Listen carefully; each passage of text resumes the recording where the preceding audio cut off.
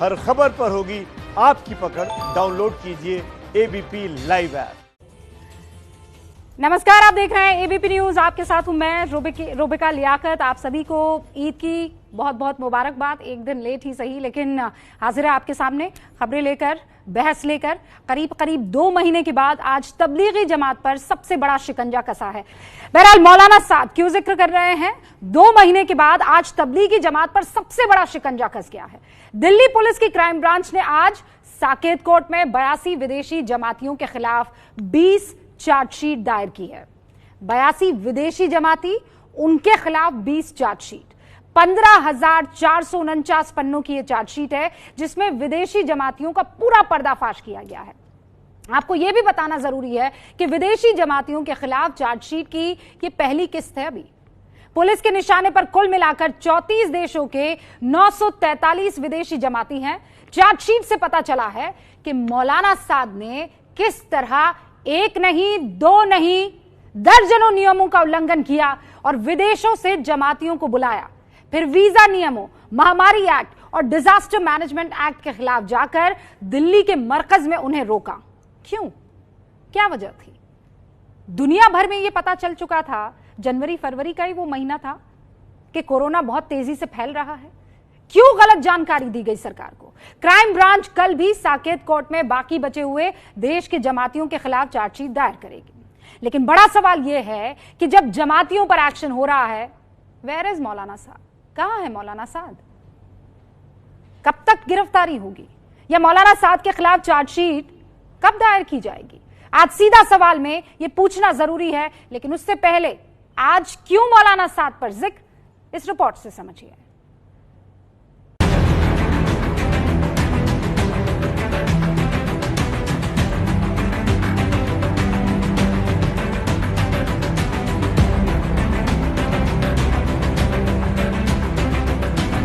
तबलीगी जमात के खिलाफ सबसे बड़ा एक्शन। विदेशी जमातियों के खिलाफ 20 चार्जशीट दाखिल।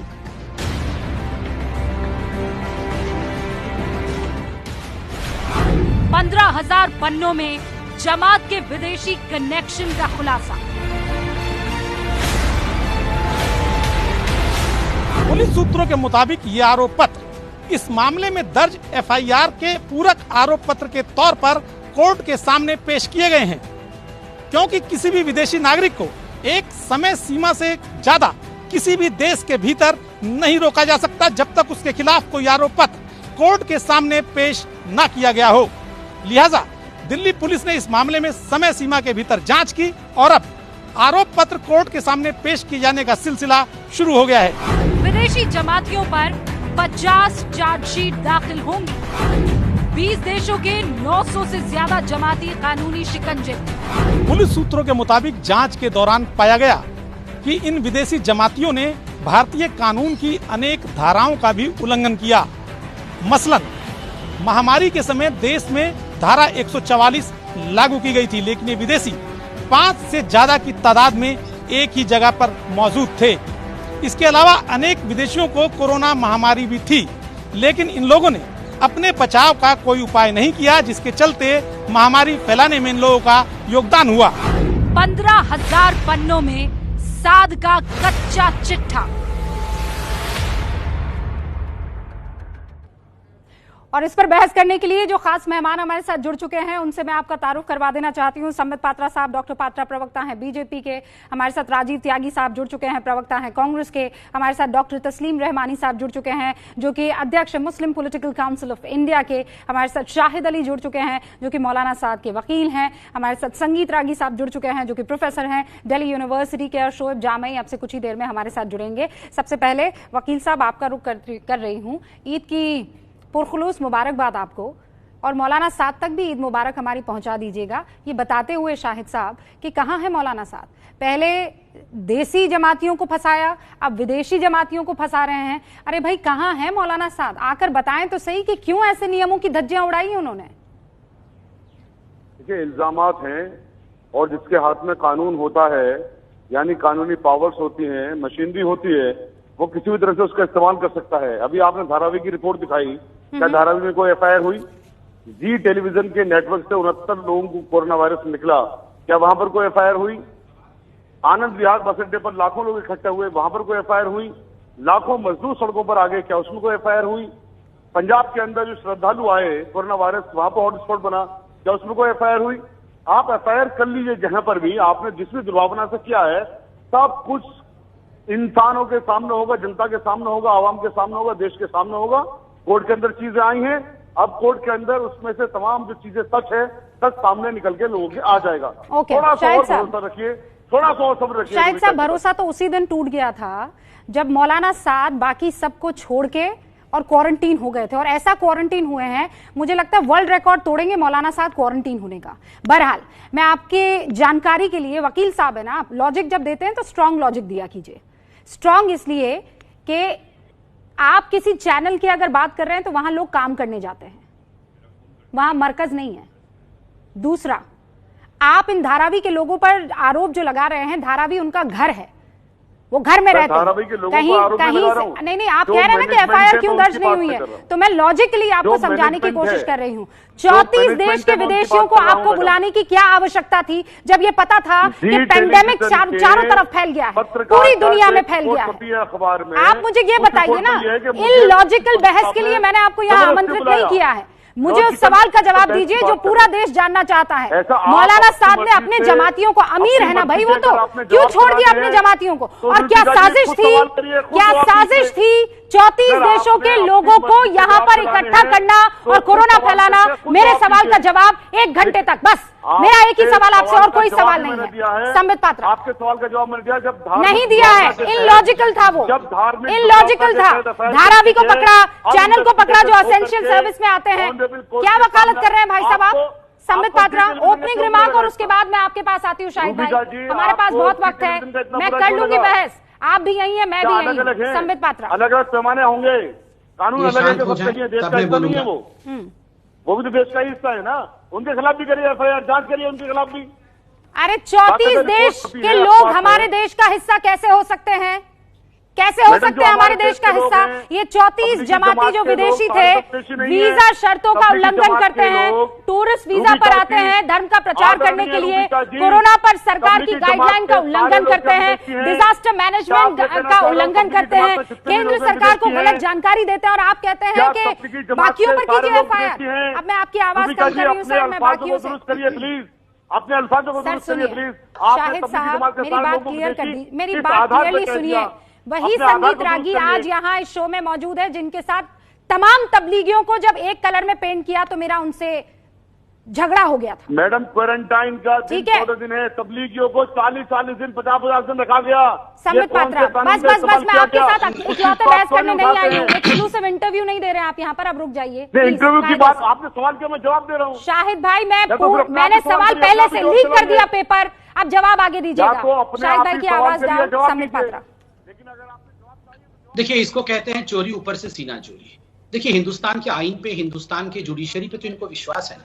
चार्जशीट किन आरोपों को लेकर वो हमें एक आरोप चार्जशीट से बता दें। Section 14 of the foreigners act 1946 का वायलेशन हुआ है। कैसे वायलेशन हुआ है? जो वीजा नॉर्म्स होते हैं, जो भी विदेशी बाहर से हिंदुस्तान में आते हैं, वो अगर किसी मिशनरी काम, धार्मिक काम के लिए आते हैं तो वो टूरिस्ट वीजा के अंतर्गत नहीं आ सकते हैं, वो मिशनरी वीजा के अंतर्गत आएंगे। यहाँ लगभग 900 ऐसे फॉरेनर्स थे जो मलेशिया इत्यादि देशों से हिंदुस्तान में प्रवेश करते हैं और टूरिस्ट वीजा में प्रवेश करते हैं, जाते मरकज में है, नंबर 1।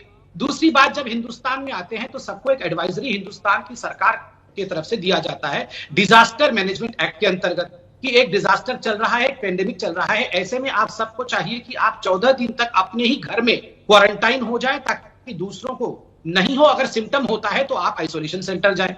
बड़ा आश्चर्य का विषय है, इसका भी उल्लंघन होता है, कोई क्वारंटाइन नहीं होता है, देश के अलग अलग भाग में चले जाते हैं। तीसरी बात, दिल्ली पुलिस अपने इस आरोप पत्र में स्पष्ट रूप से कहती है multiple notice served to the Markaz. बहुत सारी नोटिस मरकज को सर्व की गई कि कितने लोग इसके अंदर बंद हैं, और मीटिंग बुलाकर एसीपी की ऑफिस में यह डिस्कशन हुआ जिसमें मौलाना साहब मौजूद थे। मगर जो इंफॉर्मेशन इन्होंने दिया, आपको याद होगा वो वीडियो दिल्ली पुलिस ने दिखाया था, इन्होंने कहा 1000 से कम लोग हैं। बाद में जब मीडिया के कैमरे के सामने लोग निकले तो 3000 से अधिक लोग थे।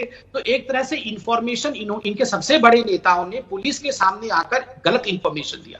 चौथी बात देखिए, लापरवाही और षड्यंत्र में फर्क होता है। लापरवाही से डिजीज फैलना वो अलग चीज है और षड्यंत्र करके डिजीज को फैलाना। एक सेकंड, आप संबित पात्रा ये कह रहे हैं कि एक षड्यंत्र था?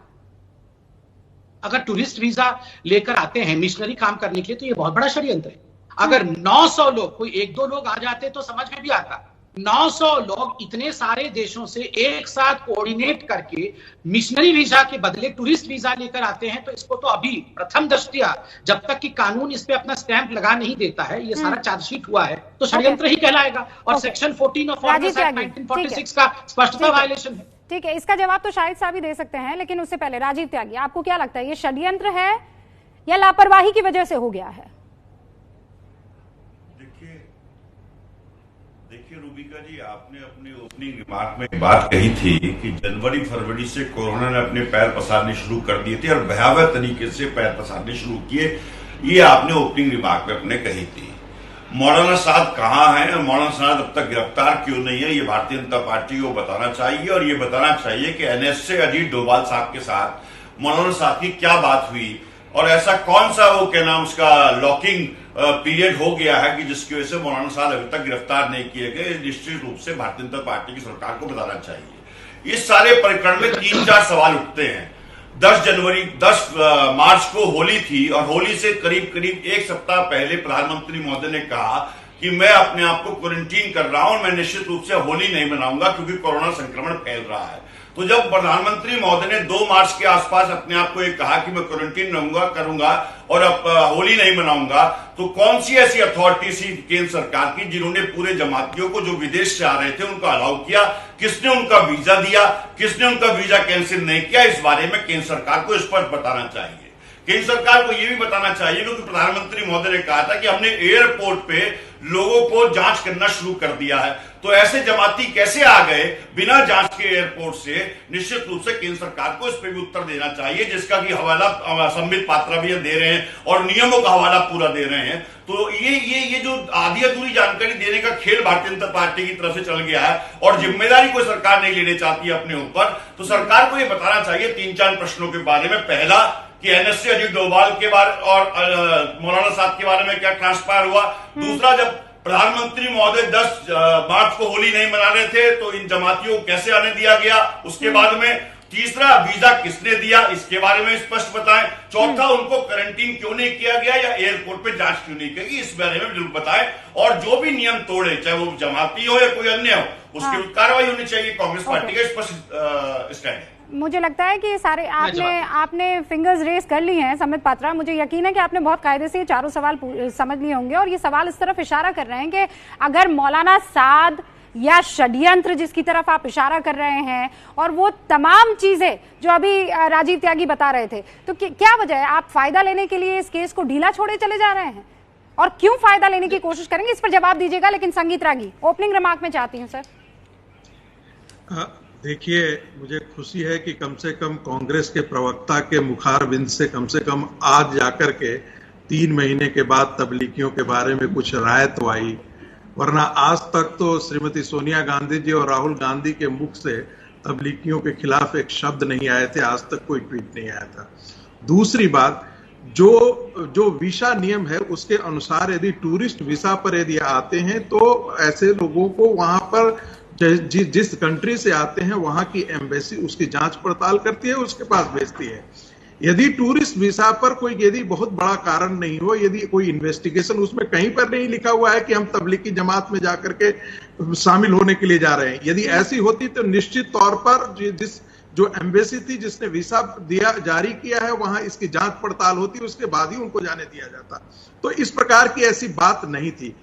तीसरी बात, मुझे ये चीज कहना है कि एक षड्यंत्र हो या न हो, ये एक आकलन का विषय है, इस जांच का विषय है। लेकिन जो मौलाना साद के साथ घटनाएं घटित हुई हैं उससे निश्चित तौर पर ये चीजें लगी हैं कि हो सकता है कि इसमें मौलाना साद जानबूझ करके नहीं किए हों।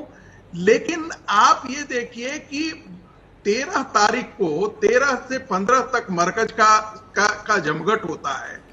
मरकज अपने बारे में कोई जानकारी सूचना न पुलिस को देती है और न ही सरकार को देती है। संख्या के बारे में वो इतनी जानकारी तो देती है कि हमारे यहाँ, लेकिन जब पुलिस इंस्पेक्टर पूछता है कि कितने हैं तो यही 700-800 है, जबकि वहां 3000 लोग प्रतिदिन कम से कम मरकज में शामिल होते रहे हैं। कोई एक महीना तक 600 से 7 लोग मरकज के लोगों को जो वहां पर संगीत रागी साहब, लेकिन एक सवाल का जवाब तो दे देते। संबित पात्रा सारे चारों सवालों के जवाब देंगे, उनमें से एक आध का सवाल आप दे देते तो वक्त इस्तेमाल हो जाता। बता देते ना मुझे कि क्यों अजीत डोभाल मुलाकात करने के लिए गए थे, क्या हुआ, ये क्यों मौलाना साद जो है अब तक गिरफ्तार। सवाल उठाएंगे आप, लेकिन सवाल का जवाब नहीं देंगे, ऐसा कैसे हो सकता है? मैं चारों का जवाब मैं नहीं, आप दीजिएगा, पर आपको सपोर्ट कर रहे हैं संगीत रागी, तो मैं जानना चाह रही थी कि ये सपोर्ट। एक सेकंड, आप रुकिए बीजेपी के नहीं है। हाँ रुकिए। देखिए, मैं बहस नहीं करता, एक मौका दीजिए जवाब देने का। एक सेकंड सर, आपने सवाल पूछे, उसका जवाब देंगे संबित पात्रा, लेकिन उससे पहले तस्लीम रहमानी। फिर अक्सर ये होता है कि हम बहस करने लग जाते हैं और कई बार किसी एक मेहमान को 20-30 मिनट इंतजार करना पड़ जाता है। तस्लीम रहमानी साहब, क्यों ऐसा है कि षड्यंत्र लग रहा है? भाई, आप अलग अलग 34 मुल्कों के लोगों को जानकारी छुपाकर क्यों बुलाएंगे?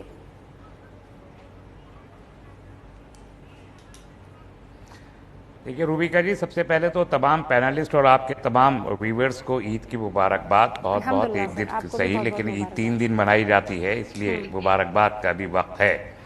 दूसरी जो आज की आपकी ये बहस है, इसमें कोई दो राय नहीं है कि वीज़ा नॉर्म्स का जो उसके उसूल हैं उसका वायलेशन हुआ है। टूरिस्ट वीज़ा पे आने के बाद कोई भी आदमी किसी दूसरी एक्टिविटी में अगर इन्वॉल्व होता है तो यकीनन वो जुर्म है, वो चाहे जमाती हो या गैर जमाती हो, कोई भी हो, सबके लिए जुर्म है, बराबर का एक जुर्म है। वो जुर्म उन्होंने किया है और उसके लिए चार्जशीट दाखिल की गई है। इस पे किसी को कोई आपत्ति नहीं होनी चाहिए, किसी को कोई सवाल करना नहीं चाहिए, एक बात। दूसरी बात, इसी जुर्म में आज ही हरियाणा की एक कोर्ट ने तकरीबन 20 लोगों को जमानत भी दी है और गवर्नमेंट से कहा भी है कि इनको अपने मुल्क में वापस पहुंचाया जाए।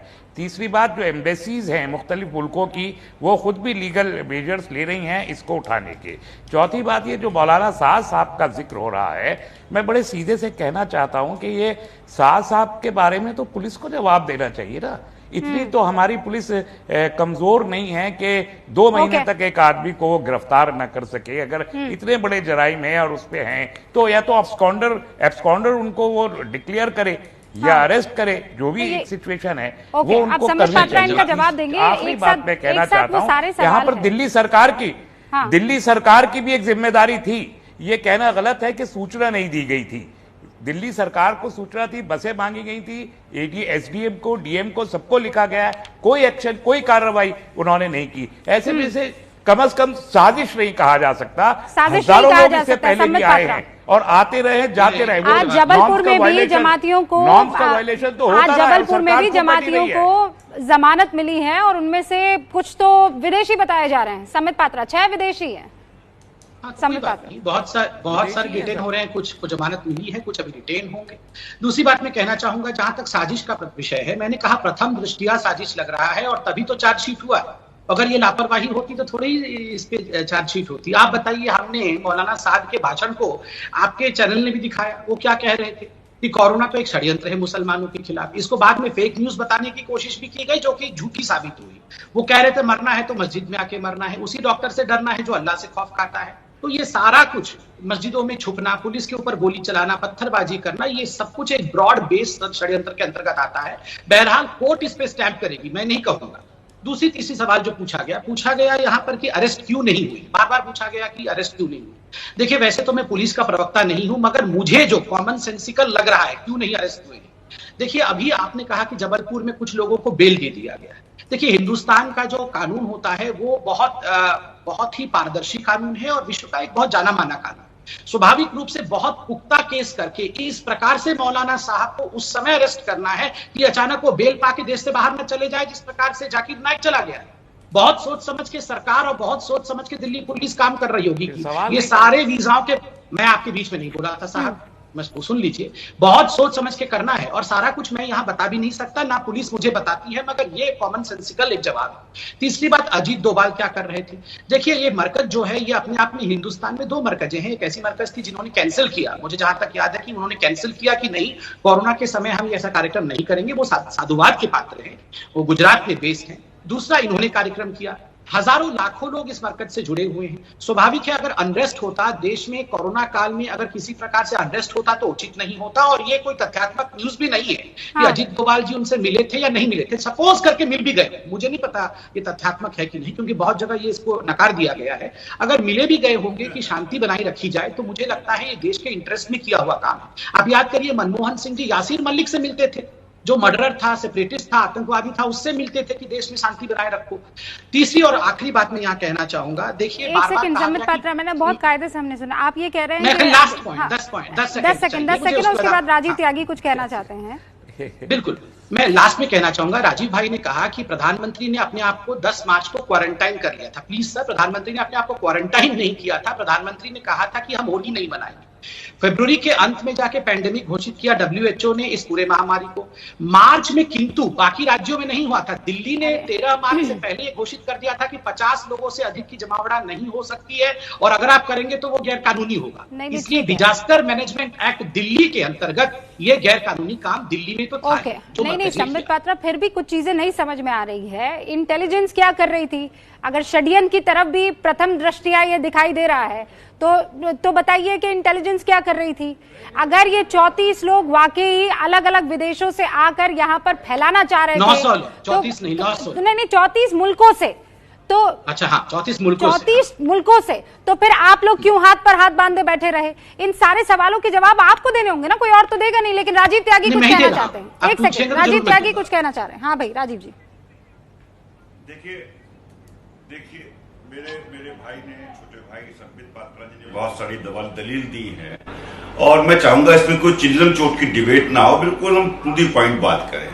बहुत स्पष्ट मैं कहना चाहता हूं, संबित पात्रा ने कहा कि WHO ने फरवरी के अंत में जाकर के एक एडवाइजरी जारी की कि पैंडेमिक हो गया है, आपका ये कोरोना वायरस या कोविड-19। तो संबित पात्रा जी, जब फरवरी में हो गया था तो देश की सरकार ने हवाई अड्डों पे क्वारंटीन करना या हवाई अड्डों पे जांच करना क्यों नहीं शुरू किया, और कैसे कोरोना वायरस के संक्रमण के मरीज देश में आ गए और देश में आकर के घूम करके कोरोना फैला गए, इसके बारे में ठीक है। पहला सवाल इसका जवाब, देश की बीमारी तो है नहीं। ठीक है, पहला सवाल भाई, एयरपोर्ट पर कैसे आपने आने? नहीं, पहले सवाल दर सवाल ना सर, राजीव जी, सवाल दर सवाल, मैं आगे बढ़ने नहीं दूंगी उसके। तो मुझे मौका दीजिएगा, मुझे मौका दीजिएगा इसके बाद। हाँ, देखिए, पहला सवाल था कि कैसे ये एयरपोर्ट में आ गए और किस प्रकार से इन्होंने बीमारी फैलाने के लिए सरकार ने अलाउ किया। ये जो चार्जशीट हुआ है, इसमें दूसरा पॉइंट ही यही है कि जब आपको सरकार ने डिजास्टर मैनेजमेंट एक्ट के अंतर्गत आपको क्वारंटाइन होने की हिदायत एयरपोर्ट में ही दे दी थी 14 दिन के लिए। कुछ लोगों ने, जैसे याद करिए, कुनिका कपूर ने भी क्वारंटाइन नहीं फॉलो किया था, उसके खिलाफ भी FIR हो गया। जो लोग, ये धर्म देख के FIR नहीं होता है, जिन लोगों ने एडवाइजरी को फॉलो नहीं किया उन सबके खिलाफ FIR होगा। और ये जो 900 लोग आए थे, इनको एडवाइजरी देने के बावजूद भी इन्होंने एडवाइजरी फॉलो नहीं किया। ये देश के अलग अलग हिस्से में गए और वहां उन्होंने बीमारी फैलाई। ये ना कहां से आया? 54,000 लोग आए। मैं क्या एक बात कह सकता हूँ प्लीज? हम विदेशी 900 लोगों के बारे में अभी बात कर रहे हैं, 54,000 लोगों के बारे में बात कर रहे हैं। उसका जवाब दूंगा।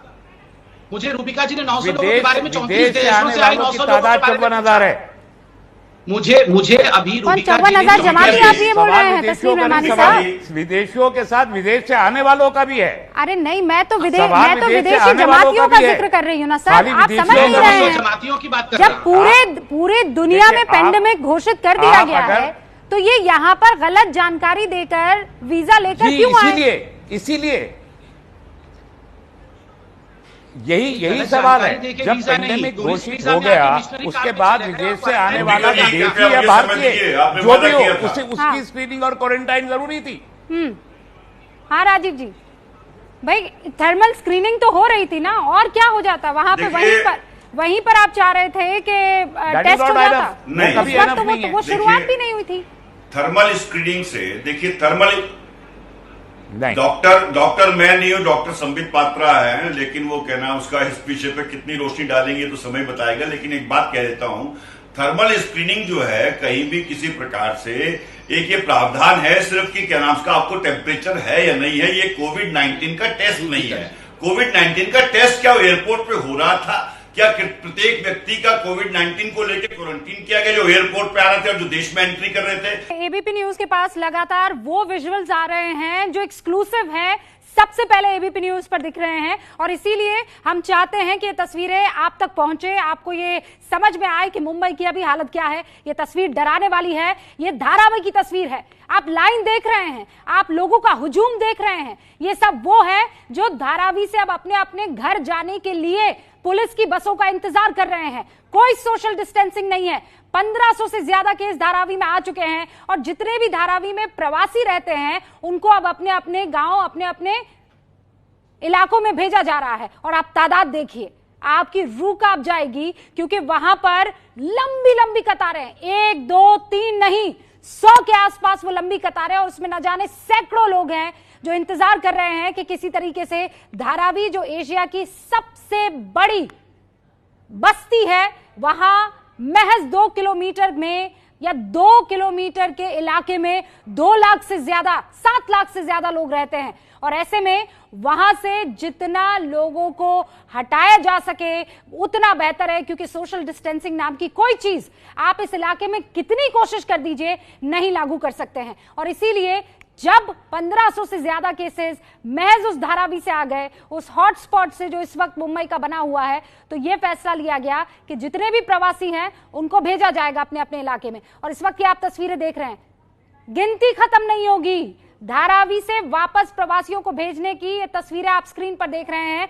हमारे साथ लगातार खास मेहमान बने, उनसे भी मैं इस पर रिएक्शन लेना चाहूंगी। और चूंकि ये एबीपी न्यूज के पास एक्सक्लूसिव तस्वीरें हैं, आपको ये तस्वीरें देखना जरूरी है। मेरे सहयोगी जितेंद्र दीक्षित वहां पर पहुंचे थे और लोगों से जब बातचीत कर रहे थे तो जितेंद्र ने ये बताया और पूछा जब लोगों से, तो ये बात सामने आई कि उनके पास खाने पीने को अब कोई सामान नहीं बचा है, उनके पास नौकरी रोजी रोटी कुछ नहीं है, तो इससे बेहतर ये है कि वो अपने इलाकों में चले जाए। गणेश मेरे सहयोगी इस वक्त हमारे साथ फोन लाइन पर जुड़ चुके हैं, जरा उनका रुख करते हैं। गणेश, ये तो बहुत बहुत लंबी लाइनें हैं, मतलब इनको खाली करवाने में मुझे लगता है सैकड़ों ऊपर बसें चाहिए होंगी, क्योंकि सोशल डिस्टेंसिंग का भी आपको ख्याल रखना है।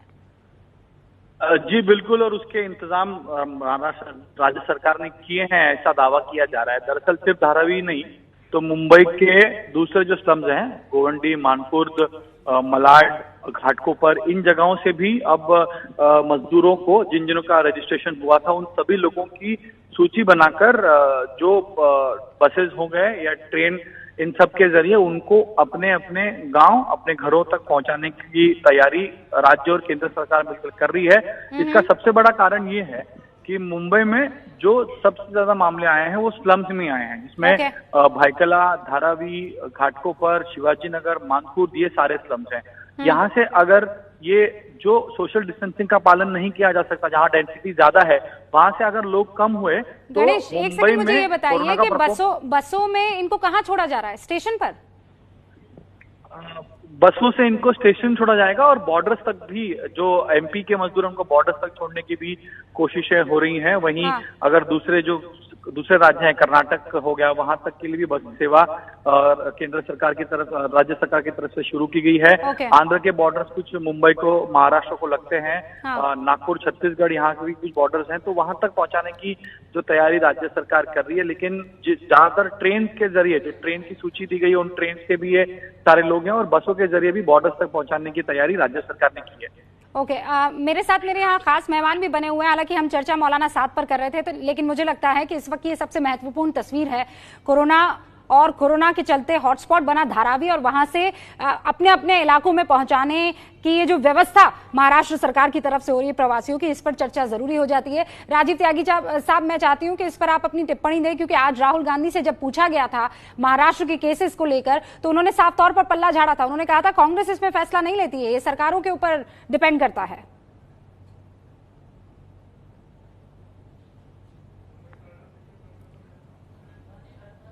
राजीव जी, डिबेट हो रही थी, उसमें संबित पात्रा ने जो 3 बात कही थी, उस पर जरा मैं निश्चित रूप से जवाब दे रहा हूं आपको, बिल्कुल जवाब दे रहा हूं। मैं पूछना चाहता हूं कि यदि प्रधानमंत्री महोदय की जान कीमती, हम सब जानते हैं कि प्रधानमंत्री महोदय की जान कीमती है, तो आम भारतीयों की जान भी उतनी ही कीमती है। तो क्यों एयरपोर्ट से संक्रमित व्यक्तियों को आने दिया गया, इस पर सरकार ने अभी तक कोई जवाब नहीं दिया। जबकि 30 जनवरी 2020 को पहला केस हिंदुस्तान में कोरोना वायरस के संक्रमण का आ गया। उसके बाद फरवरी में लगातार केस आते रहे और 24 मार्च को जाकर के आपने लॉकडाउन करने की घोषणा की, जिसमें कि आपने 3 घंटे का समय दिया। मैं बहुत स्पष्ट कहना चाहता हूं, धारावी की जो तस्वीरें जिसके आप जिक्र कर रही रूबिका जी, याद करिए देश की सरकार ने आज से 1 सप्ताह पहले कहा था कि एयरपोर्ट पे जाने के बाद जब आप फ्लाइट में बैठेंगे तो बीच की सीट खाली रखी जाएगी, जिससे कि सोशल डिस्टेंसिंग हो पाए। लेकिन सरकार ने बाद में कहा कि एरोप्लेन में सोशल डिस्टेंसिंग हो नहीं सकती, तो इसलिए आप सबको कहना उसका बैठने को अलाउ कर दिया। तो ये सरकार दिग्भ्रमित है लॉकडाउन को लेकर के, ये सरकार दिग्भ्रमित है कोरोना संक्रमण की तैयारी को लेकर के। राजीव जी कोई बात नहीं, आप सवाल पूछना चाहते हैं सरकार से, मुझे कोई एतराज नहीं, आपको सवाल पूछना भी चाहिए, विपक्ष का ये काम होता है। लेकिन आप धारावी पर तो कुछ नहीं कह रहे हैं। मैं धारावी की बात कर रही थी, आप हवाई जहाज में पहुंच गए। दीजिए प्लीज।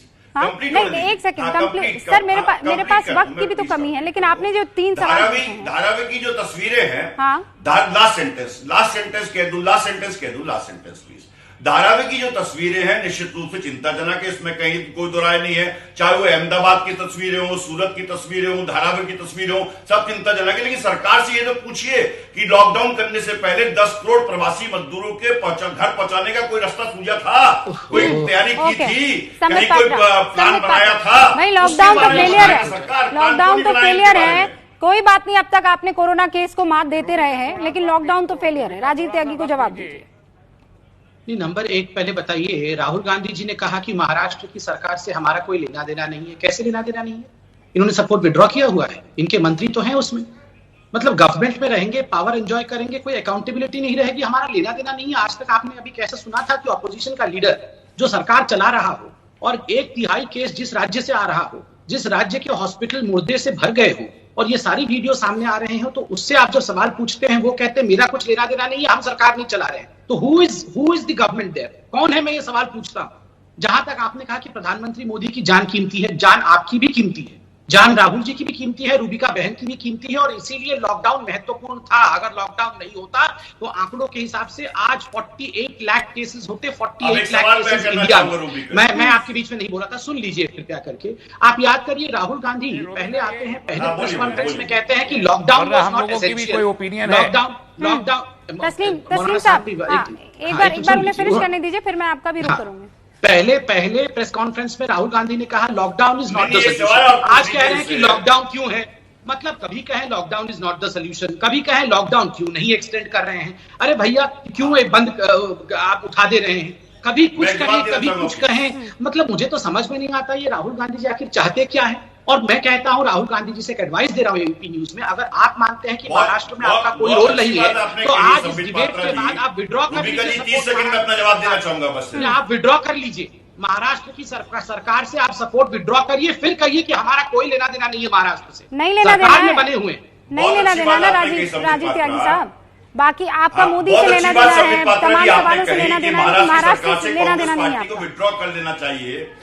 हाँ, बिल्कुल बहुत अच्छी बात आपने कही संबित पात्रा जी की महाराष्ट्र की सरकार से कांग्रेस पार्टी को विड्रॉ कर लेना चाहिए। मेरा आपसे प्रश्न है, रूबिका जी एक बहुत अच्छी एंकर हैं। रूबिका जी, आपके यहाँ डिबेट हुई थी बिहार के शेल्टर होम्स को लेकर के, और बिहार के शेल्टर होम में जब लड़कियों के ऊपर अत्याचार किए गए थे, संबित पात्रा जी ने कहा था देखिए सरकार हमारी नहीं है, हम तो वहां छोटे से पार्टनर हैं, तो हम बात पहुंचा देंगे, इसके अलावा हम कुछ नहीं कर सकते। जब लड़कियों की बेइज्जती होती है, बलात्कार होते हैं, तो संबित पात्रा अपनी जिम्मेदारी झाड़ लेते हैं और आज महाराष्ट्र सरकार पे अटैक करते हैं, कांग्रेस पार्टी पे अटैक करते हैं। मेरे मित्र ये बताइए, प्रधानमंत्री महोदय ने कहा था कि महाभारत का युद्ध हमने 18 दिन में जीता था, महाभारत का युद्ध जीता गया था। भगवान न करे उस टाइम भी मोदी जी होते तो पता नहीं क्या होता, हो सकता 9 दिन में जीत लेते, लेकिन 21 दिन में हम 21 दिन में कोरोना को हराने का काम करेंगे। 60 दिन लॉकडाउन के हो गए, जान भी गई और जहान भी गई। मैं पूछना चाहता हूं, आपने वादा किया था कि जब कोरोना संक्रमण को लेकर लॉकडाउन किया था 500 केस थे, आज हम पहले 10 देशों में शुमार हो गए हैं कोरोना संक्रमण को लेकर के। इकोनॉमी का बुरा हाल है, बेरोजगारी मतलब तो लॉकडाउन जरूरी था ना राजीव जी। मिडिल क्लास मैं समझ नहीं पा रही हूँ, आप लोग लॉकडाउन के फेवर में हैं कि आप लॉकडाउन के फेवर में नहीं है?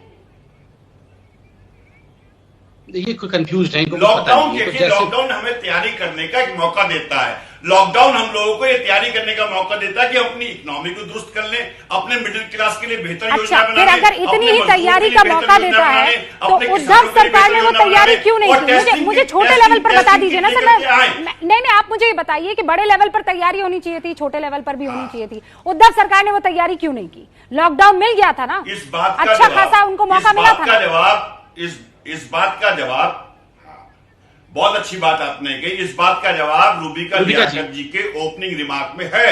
ओपनिंग रिमार्क में जब रूबिका लियाकत ये कहती हैं कि फरवरी में निश्चित रूप से एपिडेमिक हो गया था और फैलना शुरू हो गया था फरवरी में, जनवरी फरवरी में, तो देश की सरकार ने क्यों नहीं टेस्टिंग किट मंगाई? देश की सरकार ने क्यों नहीं पीपीई किट मंगाई? देश की सरकार ने क्यों नहीं N95 मास्क मंगाए? राहुल गांधी ने क्यों बोला कि लॉकडाउन में धीरे धीरे छूट देनी चाहिए? अरे किट तो मंगवाई जा रही थी ना, अचानक रातों रात तो नहीं आ सकती है ना। जवाब देता हूं, देखिए इकोनॉमी उसका जवाब दीजिएगा। तस्लीम सरकार के जुबान की भी तो कोई वैल्यू है ना। तस्लीम रहमानी से वादा था कि आप दोनों अपनी बात रखेंगे, उसके बाद मैं तस्लीम साहब का रुख करूंगी। तस्लीम रहमानी साहब, ये क्या सच में वक्त है? कोरोना के बारे में किसी को कोई जानकारी थी कि कब आएगा, कैसे रिएक्ट करेगा, कैसे अपने आप को अनफोल्ड करेगा? लॉकडाउन नहीं होना चाहिए था। जी हाँ, रूबिका जी देखिए 30 जनवरी के बाद से अब आज 27 मई तक 4 महीने हो गए। सवाल पूछा है, 4 महीने हो गए। सरकार आज तक एक फूल प्रूफ प्रोग्राम, एक फूल प्रूफ रोड मैप लेके नहीं आई कि कोरोना से कैसे लड़ना है। दुनिया दिसंबर से जानती है कोरोना आ रहा है। जो बदकिस्मत तस्वीरें आज आप धारावी में देख रही हैं, ये तस्वीरें हमने 26 मार्च को देख ली थी दिल्ली में। क्या दुनिया ने देखा नहीं था? और 26 मार्च से लेके आज तक मजदूरों का ये प्लान जिस बदकिस्मत तरीके से जारी है, उस पर कौन सी पॉलिसी आई हमारे पास? हमारे सैकड़ों मजदूर पॉलिसी नहीं है, समझ पात्रा। कोई रोड को भी दिख गई थी तस्वीर। कोई नहीं, आज ट्रेन में जो जा रहे ट्रेन डाइवर्ट हो रही है, ट्रेन डाइवर्ट हुई चली जा रही है। आज 5 दिन हो गए, बंबई से निकली हुई ट्रेन जो है कटिहार तक लोगों के पास खाने नहीं, पानी नहीं है, ट्रेन में लोग बढ़ रहे हैं। तो कौन सा प्रोग्राम है सवाल महत्वपूर्ण है, नो डाउट। इस सवाल का जवाब सरकार को ही देना होगा या फिर जो उनके रिप्रेजेंटेटिव बैठे हैं उस पार्टी के, उनको देना होगा। मैं दे रहा हूं। इस वक्त आपको संबित पात्रा स्क्रीन पर नजर आ रहे हैं इसलिए क्योंकि राजीव त्यागी ने सवाल पूछा है, तस्लीम रहमानी ने सवाल पूछा, और सवाल ये कि सरकार का कोरोना से लड़ने का कोई फुल प्रूफ प्लान ही नहीं था, तैयारी ही नहीं थी। संबित पात्रा, देखिए मैं तो कहता हूं कि किस प्रकार समझाइएगा जो लोग फूल हैं। आप अगर लॉकडाउन करेंगे तो ये आके कहेंगे लॉकडाउन क्यों किया? लॉकडाउन तो कुछ नहीं सॉल्व करने वाला है। लॉकडाउन उठाएंगे तो वो ये कहेंगे अच्छा उठा दिया, अब तो ज्यादा फैल जाएगा। आप इकोनॉमी को अगर राहत देंगे, अच्छा ये राहत कैसे दे दिया, इससे तो सब कामगारों को भी हो जाएगा। राहत नहीं देंगे तो ये कहेंगे अच्छा जहां तो खत्म हो जाएगी, इकोनॉमी डूब जाएगा। उसके बाद आप फ्लाइट चलाएंगे, नहीं चलाएंगे तो बोलेंगे अच्छा फ्लाइट नहीं चला रहे हैं, फ्लाइट नहीं चला रहे हैं, फ्लाइट चलाएंगे तो बोलेंगे फ्लाइट क्यों चलाया। और जहां तक फूल प्रूफ वाली बात है, मैं एक बात कहना चाहता हूं, आप सब बैठ के ये जो फूल जमाती है ना, ये फूल जमातियों को बचाना पहले बंद करिए। हम 2 महीने पहले भी कहा था कि आप फ्लैटन करने वाले थे, इन फूल जमातियों ने इस पर आज भी आप लफ्जों से खेल रहे हैं। आप यहाँ पे फूल जमातियों को बचाने बैठे हुए हैं और फूल प्रूफ इनको चाहिए। अरे इससे भैया रहमानी जी, इससे भैया रहमानी साहब को फूल प्रूफ मैकेनिज्म चाहिए और सुबह से आकर इन फूल जमातियों को बचाते हैं। क्यों बचाते हैं जमातियों को? बिल्कुल चाहिए। हमने सारा देश सरकार के साथ खड़ा हुआ, सारी अपोजिशन पार्टी सरकार के साथ खड़ी हुई, मगर सरकार ने किसी को कॉन्फिडेंस में नहीं लिया। हमें फुल प्रूफ दो, कमाल की बात है। नहीं, किसने फैलाया? आप लोगों ने फैलाया भाई। सरकार ने इम्पोर्ट किया कोरोना को। मैं कहता हूं सरकार ने इम्पोर्ट किया कोरोना को। अरे भाई एक ने फुल प्रूफ प्लान मांगा, दूसरे को full proof plan, full proof planning थी कि नहीं थी? थी कि नहीं थी? ये तस्वीरें क्या बता रही है संबित पात्रा? षड्यंत्र किया, ये तो मैं बोल रहा हूं। अब तो राज्यों को शक्ति दी गई है, कहां चला गया इनका फुल प्रूफ प्लानिंग? राजीव त्यागी, जब राज्यों को शक्ति दी गई तो राहुल गांधी कहते हैं नहीं मेरा कुछ नहीं है। 26 मार्च को जो मजदूर बाहर निकले थे उनका क्या रहेगा? आज तक बता दीजिए, जवाब दीजिए, आपके मजदूरों का क्या रहेगा? जवाब तो सुनना ही नहीं ना, आपको पूरा सवाल उठाना है। संबित पात्रा जी को मैंने बड़े धैर्य से सुना। संबित पात्रा जी से मेरा सवाल है बहुत स्पष्ट कहना चाहता हूँ। फिर आपका सवाल है, हमारे महाराष्ट्र में आपकी सरकार है, आप भी तो जवाब दे ही रखिए ना। अकाउंट में 7,000 रुपए डाल दिए हैं। नहीं, महाराष्ट्र के बारे में कौन जवाब देगा? मेरे सवालों का जवाब भी तो कोई देगा। संबित पात्रा जी हमारे मुंह पे फेंक के मारे कि मिडिल क्लास के लिए इन्होंने नौकरियां न जाने का प्रावधान कर दिया है। संबित पात्रा जी हमारे मुंह पे फेंक के मारे इस बात को कि हमने प्रवासी श्रमिकों को पहुंचाने की व्यवस्था कर दी है। देश में 72 साल में पहली बार ऐसा हुआ रूबिका जी कि ट्रेन भी रास्ता भटक रही है और ये खबरें विचलित। रूबिका जी, मैंने महाराष्ट्र को सुन लीजिए, खबर क्या है?